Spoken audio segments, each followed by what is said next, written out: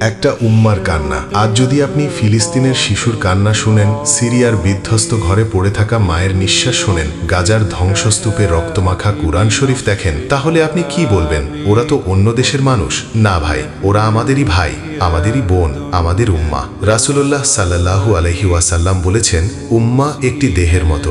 এক অঙ্গ ব্যথা পেলে পুরো দেহই জেগে ওঠে ব্যথায়, জ্বালায়। সহিহ মুসলিম। কিন্তু আমরা কি জেগে উঠেছি? আমরা কি কান্না করেছি? আমরা কি অন্তত একটা দোয়া করেছি সত্যিকারের কান্না ভেজা অন্তর নিয়ে? আজকে যখন একটা বাচ্চা রক্তমাখা মুখে বলে, মামা করে চিৎকার করে ডাকছে, কিংবা একটা বাবা সন্তানের লাশের পাশে দাঁড়িয়ে চুপ করে থাকে, তখন সেটা শুধু ওদের কষ্ট না ভাই, এটা পুরো উম্মার কান্না।